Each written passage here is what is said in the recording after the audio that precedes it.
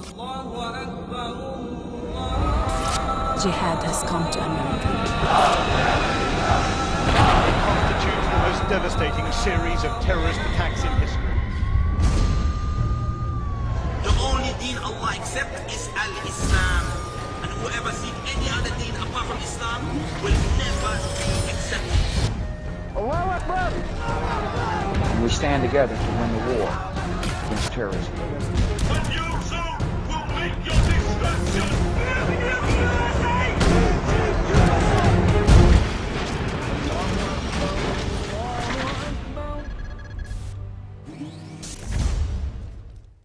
Good evening. We are live here in ABN Studios. You're watching a new live episode of Jihad Exposed. Thank you for joining me this evening. I'm your host, Summer Goriel. We're excited to present a new topic, a current events issue that's facing America this evening, and we have two special guests with us joining us via Skype. Our first guest that I'd like to introduce you to is no stranger to ABN. He's a good friend of ours, Walid Shubat. He's a former PLO terrorist. He's an author, and he travels the country talking to many varieties of audiences on counterterrorism and the establishment of Sharia law, among other issues that are happening in this country. Thank you, Walid, for joining us on the show.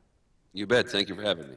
And also our second guest, he is a new guest on this program. Hopefully won't be the last time he'll be joining me on the show. We have John Hajar joining us right now. He has served as the president of the World Lebanese Cultural Union Boston chapter. He's also an advocate of conservative causes, and he appears on mainstream media outlets as a commentator on current events, on current affairs. Thank you, John, for joining us.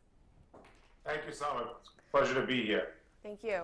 So our topic this evening is what does America need from the next president? What are Americans looking for? And I'm sure a lot of you have been paying attention to the upcoming November elections. Maybe some of you have watched the past debate that has happened with the two candidates. And I know that a lot of issues, gentlemen, that are going to be coming up as more and more of these debates start airing are the security of not just Americans in general, but also the security of minorities in the Middle East. And one of the topics that I'd like to touch base on tonight are equality of rights, in particular for this show, equality of rights and freedom of speech for Christians and other minority groups who may not have had the same sort of equality of rights in the past under the current leadership as it is. So Walid, I just want to start with you. I know that there's many topics. I know national security, policies, our debt. There's so many issues to tackle with the current elections. But tonight's focus, I want to ask you guys about the security and the equality of rights for Christians in the West. Let's start with that. So, Willie, do you think that there's any change that needs to happen with the next president, even if it's Obama that's reelected, that needs to take place for Christians to be securely protected under the Constitution? Yeah, absolutely, because if we look at the tide in the Middle East after the Arab Spring, especially after the Arab Spring, that we've begun to realize that this is an Islamic winter in which we see the pressure continually. We've seen the film The Innocence of Muslims and the kind of turmoil it created in 30 different countries. The agenda becomes into pressuring foreign entities, foreign embassies, and begin to pressure Western countries. They had the Muhammad cartoons. You had many issues that the Muslims bring up with the blasphemy of Muhammad issues and the insults to Islam issues, which begins to chip away on the freedom, plus on the Christians, minority Christians who live in the United States. There's a connect, definitely, that the Islamists are trying to do between the Copts who live in the diaspora vis-a-vis the United States of America and the Copts who live in Egypt. In fact, if we reviewed the last escapade when the Innocence of Muslims came out, it was very clear. I viewed the Arabic, I look at the Arabic media, and just before the eruption of demonstrations that kicked off in Egypt, the discussion was very clear on An-Nas, which is a Muslim TV in which they were talking about why the Copts in the diaspora should be linked to the Copts in Egypt. In other words, even carry on the persecution of Copts in Egypt itself by linking the two together. The issue of minorities who leave the Middle East, I'm sure you're one of those too as well. You're Chaldean. You have Assyrians, you have many Christian minorities, Lebanese, who come live in this country. And whatever they do with their freedom of speech, in other words, they were basically choked to the point of not being able to have this kind of freedom that we so much enjoy in the West, including critiquing religion. And they come to the United States and they begin to critique Islam. And that seems to be a sore point for the Muslims. So what we have to do is protect the rights of the minority Christians in the United States. Because what happened, if you look at 9/11, okay, we had a 9/11, 2001, and how was America reacting? They were reacting in the typical self-blame. We have another 9/11, the invasion on the embassies in Egypt, and that is United States sovereign territory. An invasion on an embassy is an invasion on the country itself. The invasion of the embassy in Libya, including the killing of the ambassador, Stevens, in Libya, is a clear 9/11 attack. So we had two 9/11s. If we look at the reaction in the West, in the United States, the government, what the government's reaction was the same reaction as it was in the first 9/11, and that is basically, what did we do wrong? We must have done something wrong.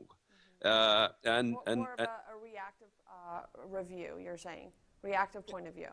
Exactly. We react and we don't act. We don't say, well, there's no excuse for this.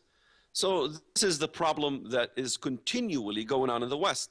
Yeah. So it's a misunderstanding in both. The Muslim world does not want to understand the West, and that in the West you have absolute freedom of speech, including insulting the cross, insulting Jesus, and whatever you want to do in the West. But there is pros and cons to removing those liberties, because the question becomes, you know, the movie Innocence of Muslims, it's a movie. Well, let's skip the movie for 1 second. Let's talk about books here. Will a book also be an insult to Islam? Well, if I look at the Bible itself, in 1 John 2:22, it says, who is the liar? It is but he who denies that Jesus is the Christ. He is Antichrist that denies the Father and the Son. Well, Muslims deny the Father and the Son. So the New Testament in itself is an insult to Islam. Because, you know, in the Middle East, they call it al-film al-musi' lin-nabi, the film that insults the Prophet. Well, that verse right there insults the Prophet, because the Prophet doesn't believe in the Father and the Son, and it calls him Antichrist. Well, al-Masih ad-Dajjal, imagine calling Muslims, you know, Dajjals or whatever. It's an insult to Muslims. Right. But that's just the case. And the same essence, the Quran is also an insult to Christians. They deny the crucifixion and all these things. That's an insult to Christians. So as much as we eliminate all books as well. So the Muslims are trying to play this game that don't insult our religion. You go too far. There is no such thing as going too far with insulting any religion in the West. And that's the new administration, whoever it is, Obama or Mitt Romney, they need to take a stand on the First Amendment, because the idea is to chip away on the First Amendment. Mm-hmm. And that's the whole... That's the strategies. Is that their strategies, what you're saying? Absolutely. In fact, when I reviewed the whole fiasco in Egypt, it was two culprits who began the whole fiasco. It's a handful of culprits. I'm sure we'll touch on that later. Yeah. But it was the Noor Salafist Party, and it was Dar al-Hikmah established a new coalition in which Noor Salafist Party joined that coalition. And in fact, if you look at the line of the media in the West, they think it was the movie when it was shown in Arabic in Egypt that sparked all the revolt. That is not correct. It was shown on An-Nas, and An-Nas was showing the film, and then later on there was a call from the WASF of the coalition, telling them about the demonstration in front of the embassy. So it was organized by the Salafist Noor Party on September the 11th, and there is no reason to have it on September the 11th except one, and that is to rub it in the noses of the Americans, right, and to put placards of Osama bin Laden and tear down the flag and put the flag of Al-Qaeda instead of the United States flag. That's very clear declaration of war on the United States. Well, a lot of our viewers have been contacting us, and I want to encourage them to call into the show with your comments about this hot topic that's going on today. But I want to turn it over to John. I want you to elaborate, if you can, on the current state of how the minority Christians are being treated, or if there is equality of rights, so that we can move forward and say, okay, well, what in fact needs to be changed? But I want you to elaborate on this reactive mode that Waleed was just saying about what kind of a situation are we in? Are we in good shape or bad shape? Well, where do I start? I think we're in a very difficult state right now. I think we're in a state where the people on the ground, and increasingly so in the Western world, in Europe and the United States and Australia and other Western countries, understand the threat of jihadism and radical Islam, but our elites are failing to take heed, and that was brought home very clearly with the incidents of September 11th in Libya. So the people are moving at a very fast rate. They're becoming more and more educated, not from the mainstream media, but thanks to ABN and other types of media. The only slightly so on Fox News, but really it's from the blogosphere and from the the underground media, let's call it, where people are getting their education. And hopefully they'll make a political, they'll make a difference. And the opportunity is coming up. This is a seminal election here in the United States, coming up on November 6th. And hopefully, Mitt Romney is somebody who does understand the threat of radical Islam, because people, as we know, and as I'm sure the majority of your viewership understands, we are suffering, the minorities in the Middle East, the Christians in particular, are suffering a very bitter harvest from the Arab Spring. Right. And we see it every day in Egypt. The Christians are coming under increasing attack. I mean, there's more and more incitement to violence by the Salafist party, and meanwhile Mohammed Morsi, the new president, who was brought to power partially through the policies of the Obama administration, is sitting silently. So we can only infer from that he's complicit in the persecution of the Christians in Egypt. And as we know, Egypt is the largest Arab country, and those what happens there reverberates throughout the Arab world. So it's not nearly as bad for the Christians in the remaining quote-unquote Arab countries, Lebanon, Syria, Jordan. Although now it's getting very difficult in Syria with the uprising in Syria. But the people are suffering tremendously, and we have to do whatever we can do, especially here in the United States, to make their voices heard. And the most effective thing that we can do is restore strong leadership from America. When America is strong, freedom-loving people, they have voice, they have hope, they have reason to feel that their persecution will not go unnoticed, as it has for the last 4 years. Well, and just to sort of add on to that, just to analyze the current positioning that we're in, I want to play a short clip, and I warn you that the language is derogatory, but we have to show this clip, and I'll tell you why in a minute. What the relation to this next clip is to national security and Christians here in the West. It's very important. And what this clip actually is ABN was threatened by a Muslim not too long ago. We have many types of debates and different types of shows on ABN, as you know. And Robert Spencer has a show on ABN called Jihad Watch. And the day after he had his show, ABN received a very chilling death threat. We've received them, in the past, but this was one of the more prominent ones. And so the FBI's response to what you're about to hear is probably the most surprising of this entire story. And it really goes back to, okay, what do we need to change, if anything, about the security of this country, and also the protection of equality of rights and freedom of speech of Christians in particular. So again, it's a warning. If you have small children, you may need to ask them to leave the room shortly. But let's take a look at that sound bite, and we'll be right back. Listen to me, asshole. if you ever disrespect my belief, I'm going to personally find you, okay? If you ever disrespect Islam ever again, I'm going to personally find you all, okay? Take what I'm saying very fucking seriously, okay? And I fucking mean it. I'm going to personally find you all, okay? Your life will be a fucking nightmare. Take what I'm saying very fucking seriously and start to learn how to respect other people's belief system.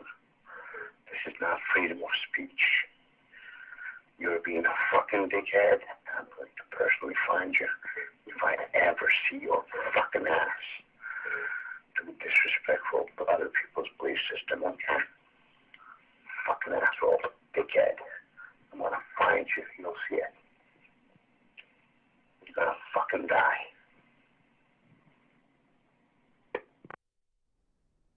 Okay, so freedom of speech, he has his own opinion. He has every right to say what he wants to say. This is the interesting part, Waleed, and I want to get your comment on this in a minute.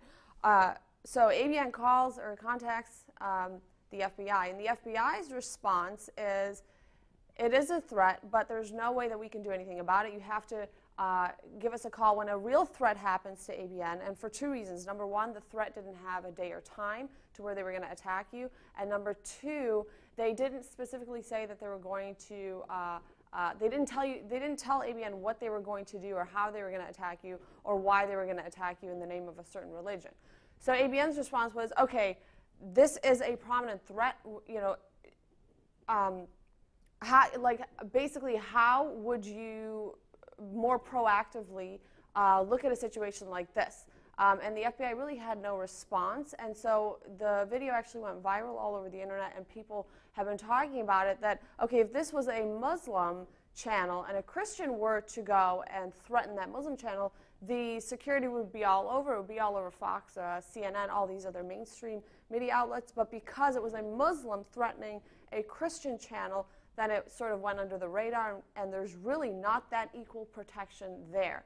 Is that an illusion, Waleed, or are we seeing these patterns in other places as well? No, it's not an illusion. It's absolutely accurate. Because the way the FBI has been politicized is to think that all fundamentalists are equal. Fundamentalism is the problem. Whether you're Christian fundamentalist, whether you're Muslim fundamentalist, it's sort of like gang warfare. So to them, you're a gang, they're a gang, and you're ganging each other, and they're staying out of it. And that's the biggest problem. I've dealt with the FBI. The FBI has been very politicized. It's very politically correct, and you're better off calling the police instead of the FBI. I've dealt with the FBI for years. They're very useless. In fact, you turn people in, and they don't do anything. In fact, the story of the filmmaker, just since you brought the subject, the filmmaker was very close associate of my cousin, Iyad Salama. Iyad Salama is well known to be a conduit of crime in the LA area. And for years, he's been conducting his crime, and he's been siphoning millions of dollars. In fact, there's a whole Middle Eastern funneling machine, whether by Hezbollah, Hamas, and all these terrorist entities. I mean, literally funneling billions of dollars, especially in California.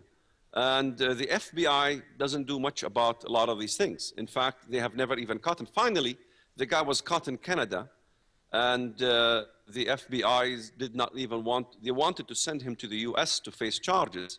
And the FBI says, ship him to Palestine. And he was flown to Palestine to freedom. And so he was never prosecuted. And this was, in fact, a partner of the filmmaker who they call Nakula Basil Nakula, if that's truly his name. But I've seen this thing firsthand with the failure of the FBI. Yeah. And so, it's been very politicized. And, my advice is do what I do. Learn how to shoot, arm everyone. And if anybody is going to try to do you harm, you better shoot first and ask questions later.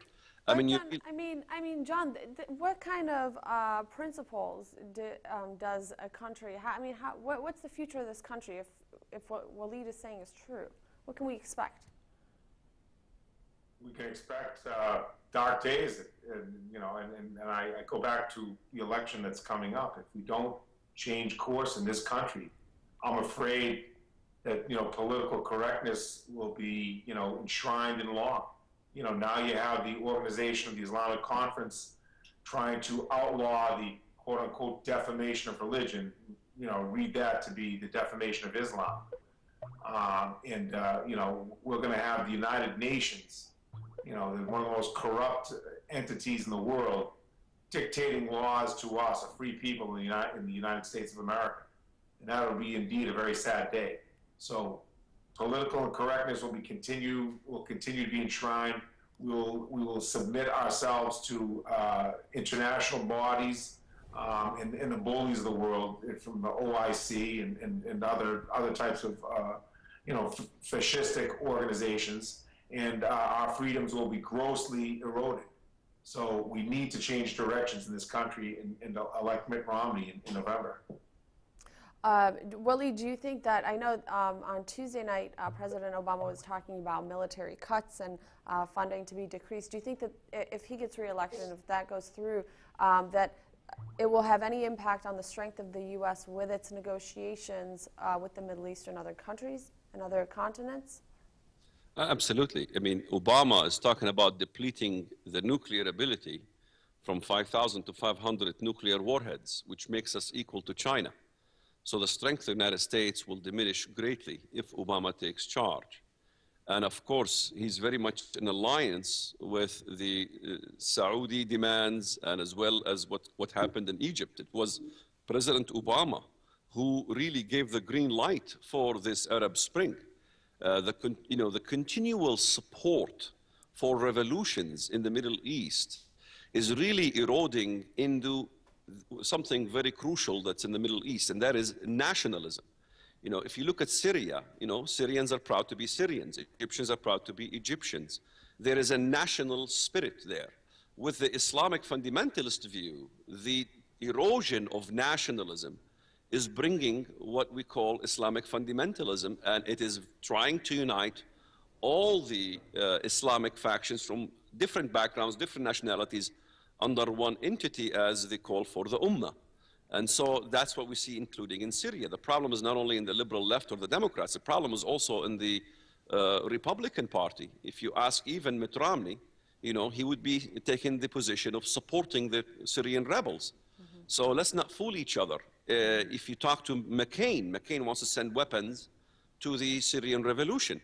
And we all know, and especially the Christian minorities in Syria, know very well that if Bashar Assad is ousted, you're going to have Muslim Brotherhood state number 2 after the state of Egypt, which will mean the detriment and the persecution of the Christian minorities in Syria. So the issue is the lack of understanding, not just on the left, but also on the right, that what is happening in the Middle East is an Islamist revolution going full-blown and using things like the innocence of Muslims to continue to push blasphemy laws, and this is what's going to happen. What's going to happen if the Obama administration wins the election again is that the OIC, as Hajjar was saying correctly, the OIC, wants to push to try people who basically blaspheme Islam, as if Islam never blasphemed Christianity, and that will, to be able to try them in a foreign country. In other words, people like me and you and your father could be arrested and go taken to trial. This is what the goal is by the OIC. The Bible told us that there will be persecution coming. In fact, we rejoice to all of this. Not that the persecution is something to be joyful of, but we rejoice that the Bible is correct, that the ones who will come to kill you will be thinking they're doing God a service. Isn't that what Muslims believe? They're doing Allah a service when they kill us? Yes. Well, now, you talked a little about the Muslim Brotherhood. Why do people here in the West, or decision makers in general, believe that the Muslim Brotherhood is so harmless if Osama bin Laden himself came out of the Muslim Brotherhood? Why is there that belief out there? Or is it a deceptive move, very strategic? They have infiltrated the halls of power in this country. If you look at some of Obama's, leaders, Hillary Clinton, the Secretary of State, is advised by Huma Abedin, whose family have very close ties to the Muslim Brotherhood. And this is my difference with Walid. Yes, this Arab Spring is turning into an Islamist winter. However, there are moderates. You can't look at the Arab world or the Islamic world in just binary terms. There are hardline Islamists, and there are moderates and minorities. But there's shades of gray. In Egypt, the people rising up before the Muslim Brotherhood had the guts to take to the street. It was the liberals, it was the cops, it was the writers, the youth, etc., who took to the streets. And their vision of the Egyptian state would be a more secular, open, free society. And that's not what they got. So we know there are a lot of good Egyptian people that have unfortunately who've been swept aside and have been rendered powerless with the ascent of the Muslim Brotherhood and the complicity of the White House and others in the West. And the same thing is happening in Syria. Now, you can say that, yes, the Christians in Syria and other minorities are worried about what their fate will be under, for obvious reasons, if the Muslim Brotherhood takes over, and worse, the Salafists. However, Bashar al-Assad was no friend. I mean, he was a secular despot, what they call a secular despot in the West. But we know what he was doing. He was propping up Hezbollah in Lebanon. He was sending in the fundamentalists into Iraq from Western Syria. That was a conduit, right, from Damascus. Flying in from all over the Islamic world to do jihad in Iraq. And who was aiding and abetting them? It was Bashar al-Assad, under the tutelage and the financial support of the mullahs in Iran. So to say that Bashar al-Assad is to some extent, it is the lesser, it may be the lesser of two evils. But I believe there's a third way. I believe we have to empower the moderates so that they can rise up, and the voices of the moderate Muslims and the Christians and other minorities in Syria and Egypt can be heard and can be empowered. Yeah, well, we have to look at the past also to forecast the future, and I'm sure Walid has a comment on this. We have to take a quick break. When we come back, I'll start with you, Walid. Our phone lines are open. Give us a call at the studio if you'd like to participate in the program, 248-416-1300. We'll take a quick break, and we'll be right back.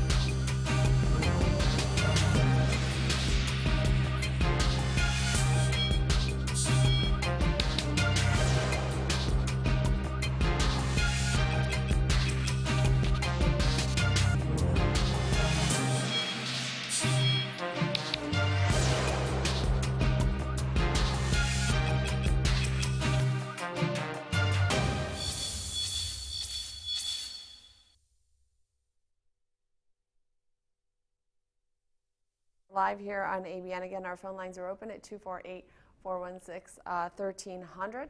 I want to get into now the film that I'm sure, if not all of you, most of you have heard about, The Innocence of Muslims.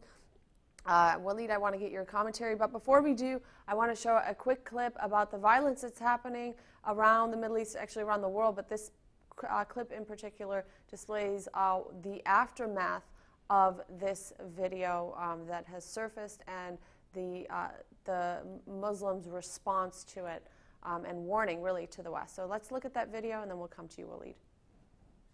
يجب أن تفهم أمريكا التي تحتج وتخادع بعنوان حرية التعبير، يجب أن تفهم الولايات المتحدة الأمريكية أن بث الفيلم كاملا ستكون له في العالم تداعيات خطيرة وخطيرة وخطيرة جدا.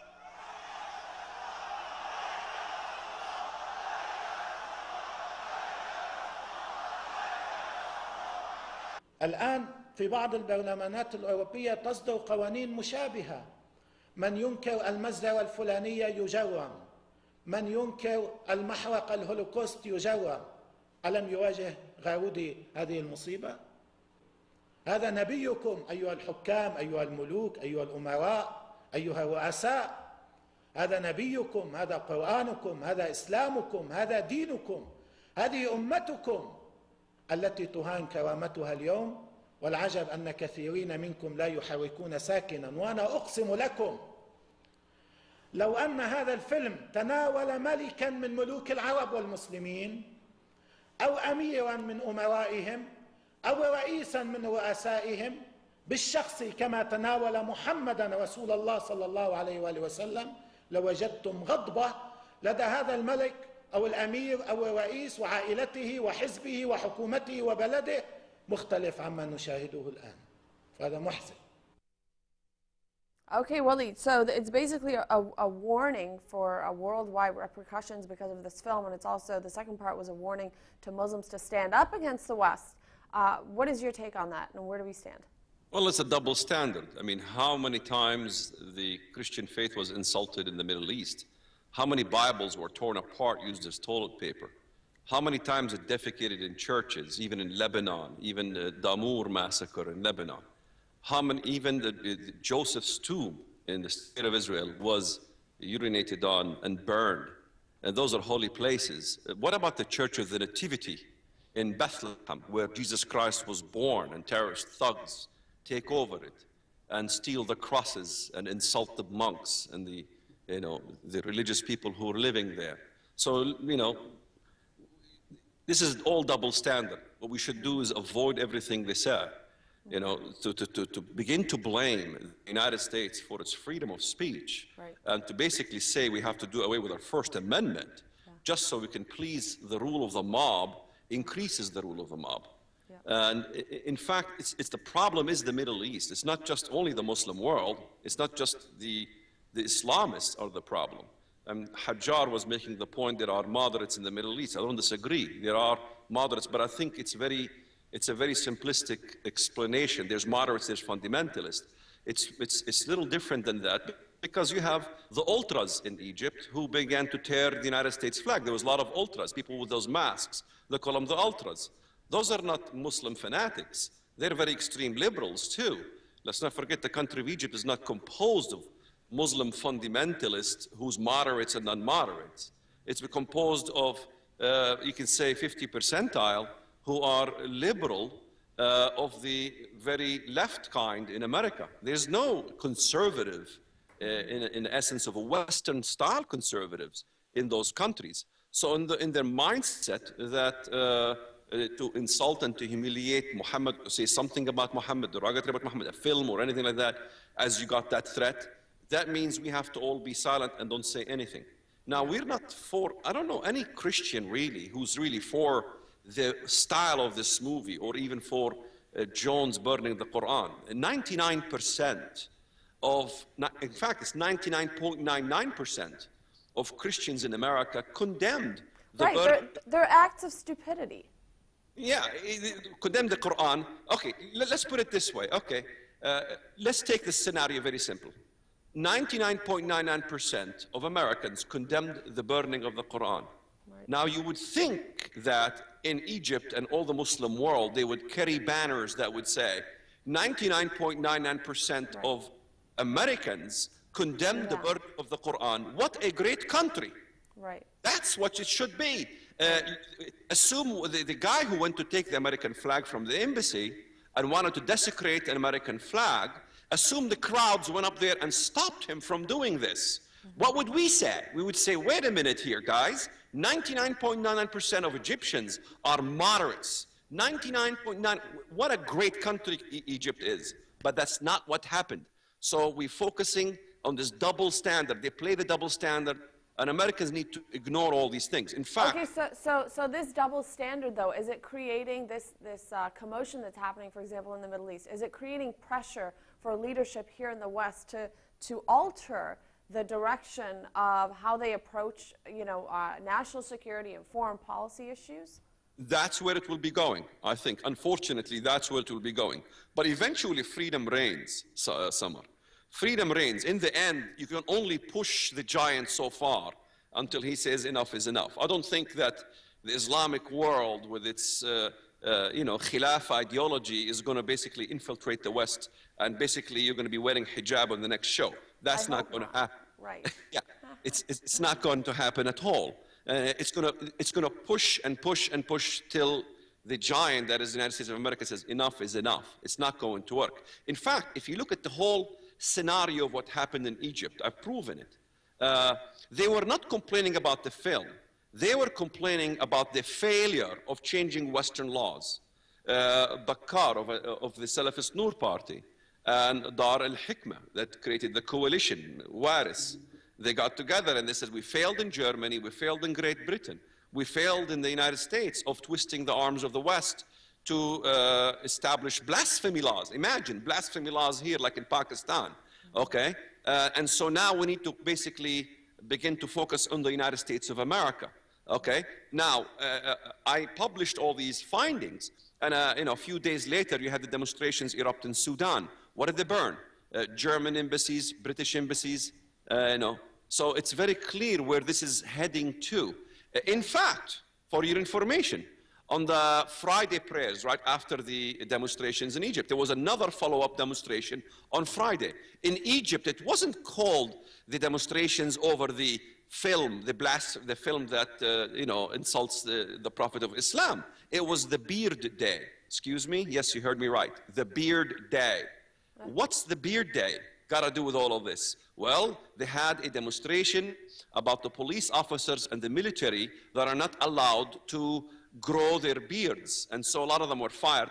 And so they have all these military and the police demonstrating to make a law in Egypt to permit police officers and to permit military officials to have beards. Why? Well, because they want to be able to change the old constitution to make Sharia implemented all the way. And that's why they weren't focused on the film that Friday. They were focused on the constitution of Egypt, because the idea of the Islamist movement is to change all world constitutions to become Sharia compliant. That's the idea. Right. But John, according to Walid, I mean, you can only push the giant so far. So even if it is a stealth methodology of implementing Sharia, do you agree or disagree that it could never, ever be established here in the West? They're doing it little by little right now. And as Walid points out, they're prodding and pushing, and if they don't get resistance, they're being successful. I mean, you see it, I think, at Harvard University here in Cambridge, Massachusetts. They established, private hours for the women in the gym. So the Muslim students could go to the gym without having males at the gym at the same time. I mean, I could give you countless examples, and I'm sure you've read and seen a lot of them yourself. But I mean, the idea is, if we push back, we will be successful. If we don't push back, they will slowly erode our freedoms. I mean, look in Switzerland. They banned the building of minarets. You don't see them burning Swiss embassies. The French banned the hijab. You don't see them burning the French embassy. So it goes back to the ideology and the mentality that we're coming from that part of the world or of that origin are very familiar with. The strong horse and the weak horse. If you're the strong horse, they respect you. You got to be strong. The U.S. Has been the leader of the free world, and it's always been strong.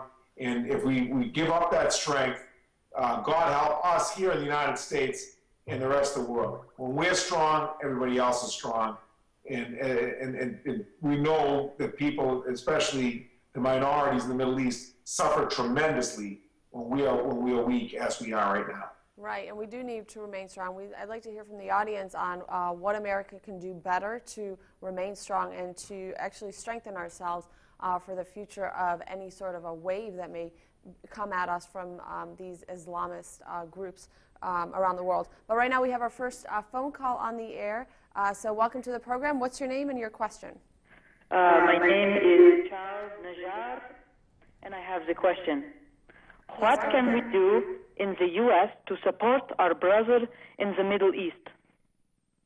That's a very good question. Waleed, would you like to address that? Absolutely. In fact, we started to try to begin to help people in Pakistan.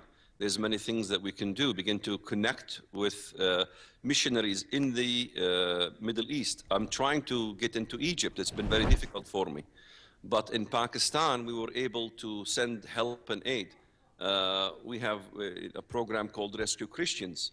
And so we get these things firsthand. I mean, if in Pakistan, just in the last case where this supposed girl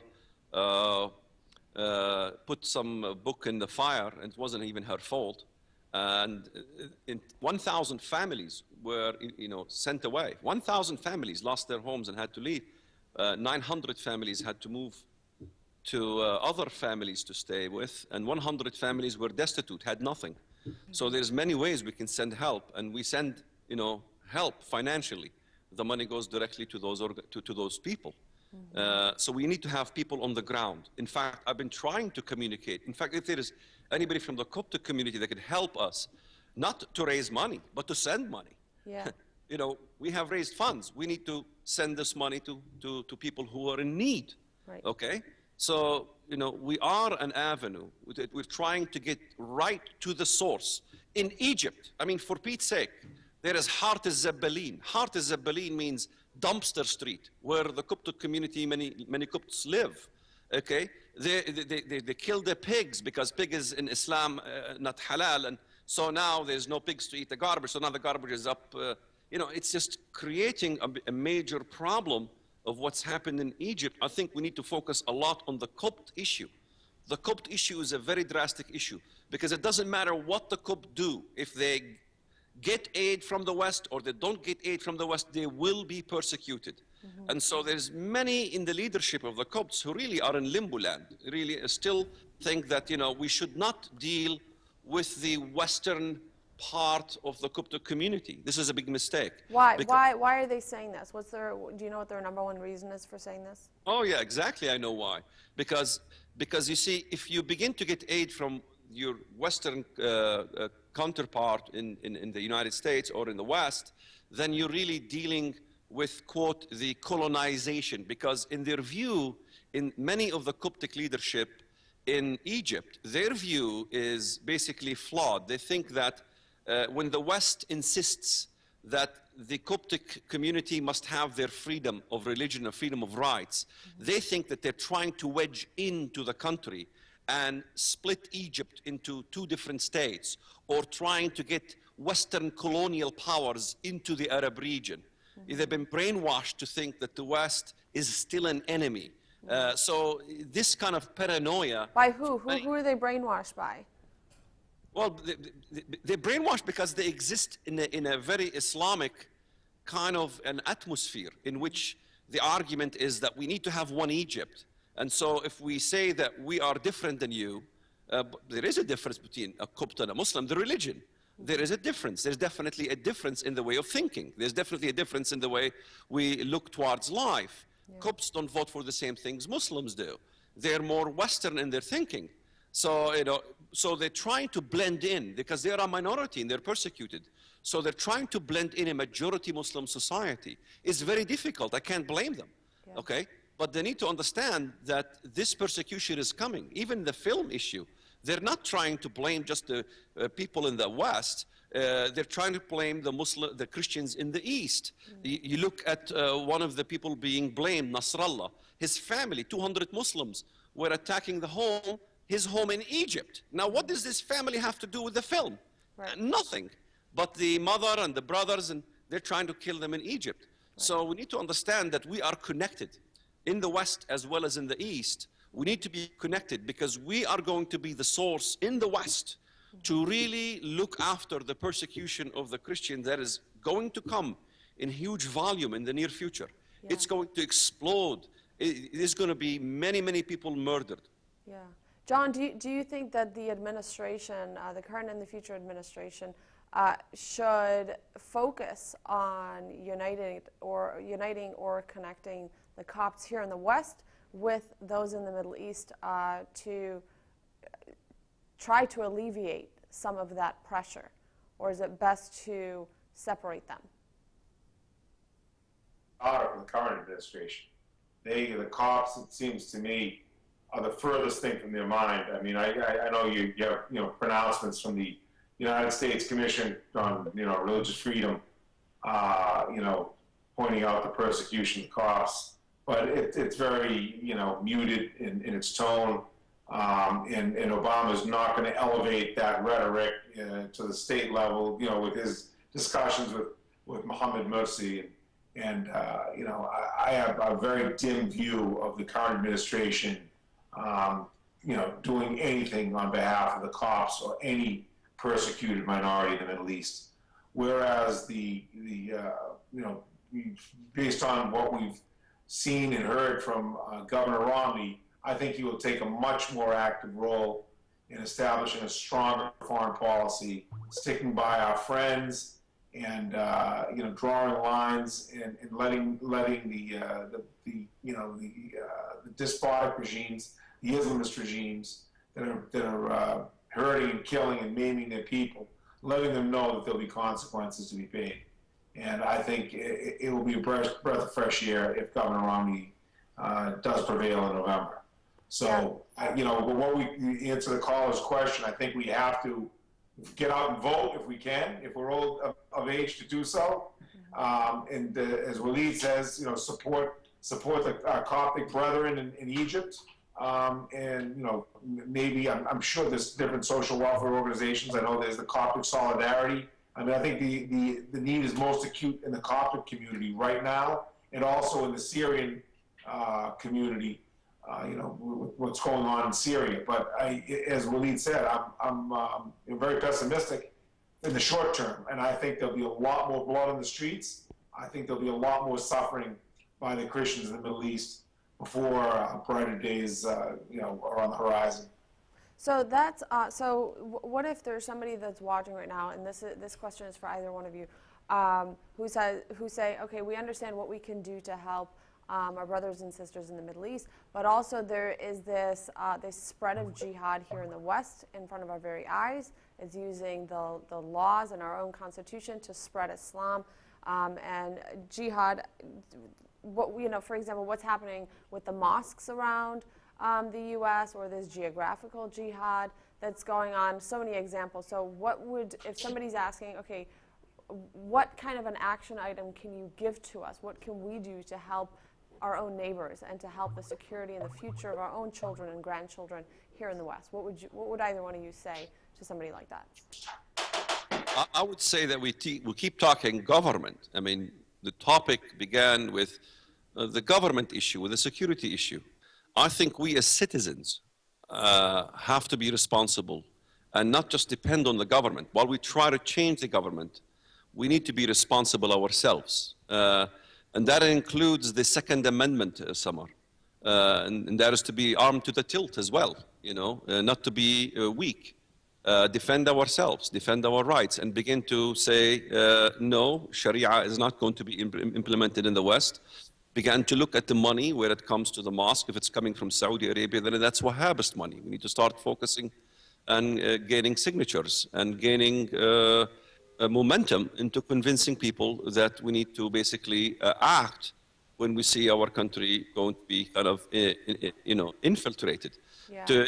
Look at the cowardice in the government. I mean, Brother Hajjar brought in the issue of Huma Abidin. I did the most in-depth research on the issue of Huma Abidin, not only connected to the Muslim Brotherhood, connected to the Wahhabis of Saudi Arabia. Her father was very well linked to the issue, even establishing the sort of the Mein Kampf, if you will, which I basically translated portions of it for the first time in American history. And how many people supported Bachman? It was 4. It was 5, now it's down to 4, which means less than 1% of the American Congress have the guts to face the issue. 99% are cowards. So we need to understand, not to take the avenue of the cowards, and to take the avenue of the strong and the free. And to remain strong. Why don't you talk to us a little in our short time remaining about the film Innocence of Muslims? I know that you've wrote quite a bit on it and done extensive research on it, and talk to us a little about how this has impacted not just the political arena, but the upcoming November elections in particular. Well, I don't know if it impacted much in the elections. I think what it impacted was negatively towards Obama, because our strategy on Middle East negotiations. Has it had any sort of a positive or negative impact on that? Well, nothing changed in the American administration. It's going more negative. I mean, they're still continuing. Look, the current administration didn't even want to recognize that there was a terrorist attack in Libya, okay? So, this is going to continue on, and the current administration still continues to say it is the film, when it has nothing to do with the film. This is not the first fast one the Islamist world pulled on the West. You could just look at the cartoons not so long ago. Right, and look at even situation. A good scenario to compare is Muhammad al-Dura in Israel, okay? The courts in France proved that the Israelis didn't shoot Muhammad al-Dura, and they used it to create an intifada in the Palestinian areas against the state of Israel. So we've had this kind of thing in a small level. This is on a much bigger level. So the creation of a stunt to create a momentum for a revolution is not foreign to the Middle East. Now, what we need to do is begin to examine who was the cause behind the demonstrations all over in 30 different countries. Where did it spark from? Right. Who were the culprits? And if we really take a look and investigate and narrow down the issue, the culprits is a handful of people. It was the Salafist Noor party. In fact, even if you look at this person who made the film, if indeed his name is Nakula Basil Nakula, okay, let's take a look at this person. They're trying to portray him as a Zakaria Butros. They're trying to portray him as a Pamela Geller, and ABN. Now tell me, ABN, Pamela Geller, those type of people, do you think they will embezzle millions of dollars from frauding checks? Do you think they'll be caught in an operation with methamphetamines that was part of Operation Mountain Express in California? And that operation, by the way, the filmmaker was caught in. Yeah. It was an operation to catch terrorists who were basically using methamphetamine with Hezbollah. Do you think that's the kind of Pamela Geller will be involved in this kind of shenanigans? Absolutely not. So we have a very corrupt individual. Do you think Pamela Geller or Robert Spencer would say, I've been funded by 100 different Jewish families, and my family in Egypt, my wife's family are Copts, they funded the film. Why would he be wanting persecution for his wife's family in Egypt? In fact, nobody knows where the guy lives in Egypt. Nobody knows his family in Egypt. So what happened? What really happened then? What really happened is a conspiracy between the Noor party and these filmmakers. It's not very difficult to find a bad apple in the Christian Coptic community, Amalekite community. You had Ilarion Capucci in 1974, caught in explosive smuggling. And he was a patriarchate of the Catholic Church. And he was a terrorist. So it's not George Habash, Palestinian George Habash, the second most powerful terrorist organization in the Palestinian areas, Christian. So it's not unlikely to find a bad apple in the Christian community who has aspirations towards a revolution. In fact, you take a look at Basili's favorites. If you go to the Innocence of Muslims, look at his favorites. Guess who does he link to as his favorites? Yeah. The two names I've given you, Bakar and Waris.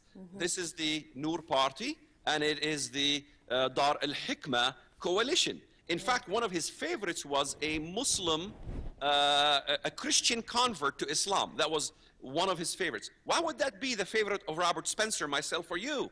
You see, so the whole thing is a sham. I think the Coptic community got infiltrated. I think there are some few people like Maurice Sadiq who was maybe excited about a film about Islam and got kind of swallowed into this thing. None of us will be swallowed into this kind of shenanigan, but this man is a criminal, evil man.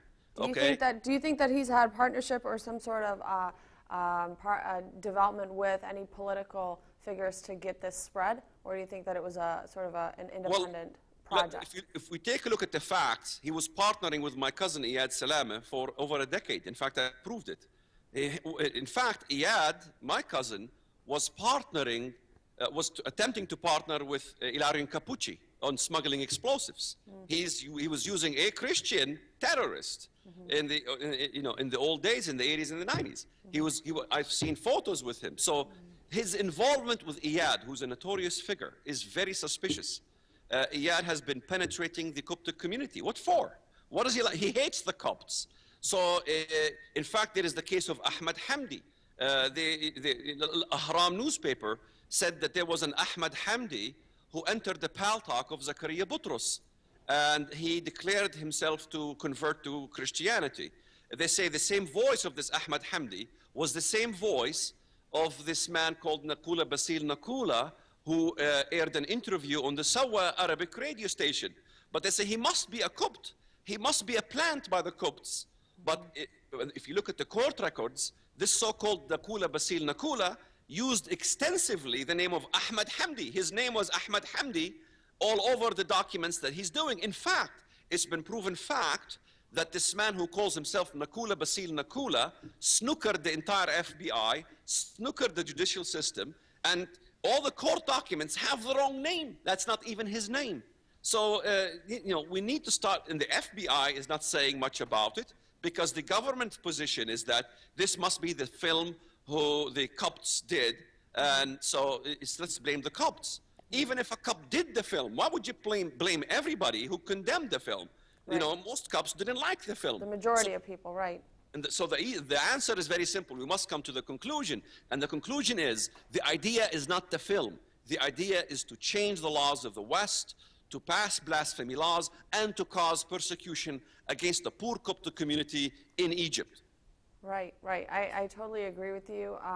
And I want to turn it, I know that our timing is running short. I want to turn it back over to you, John, to give some final comments about what Americans can do to be better educated about the next administration that's coming up, and if you could summarize what America needs from the next president, from the next administration, in counterterrorism strategies, in foreign policy, in issues like this Christian minority persecution, not only in the Middle East, but also here in the West. What are your final comments?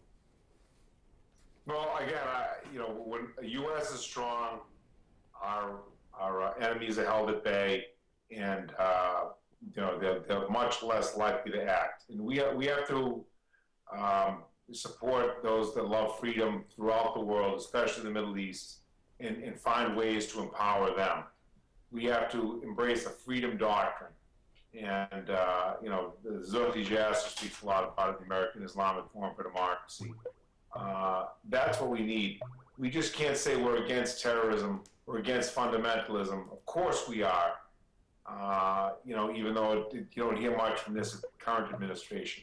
But we have to really promote our values and project them in the Middle East through strength, and let the bad guys know that we're coming for them if they mess with our friends, or if they persecute the minorities in their countries, instead of telling them that we're to blame, and inflicting all these self-inflicted wounds that we've endured over the past 3.5 years under the Obama administration.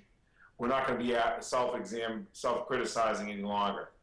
We in the United States have been the greatest source of good for the past couple hundred years since this country was founded, and we're a beacon of hope for all humanity, and we should be projecting that worldwide.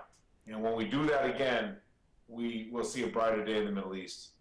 Well, and I'm sure we're going to be hearing a lot more about these issues in the upcoming debates, vice presidential candidate debates, the presidential candidate debates, and of course the upcoming November elections. I'm sure we'll have more coverage on this shortly in the upcoming future on ABN. I thank you, gentlemen, for joining us. Waleed Shubat and John Hajar. I hope to have you guys on the program again soon. Thank you to our audience for tuning in. If you have any questions or comments, feel free to give us a call at the studio at 248-416-1300. Until next time, thank you for tuning in to ABN on Jihad Exposed.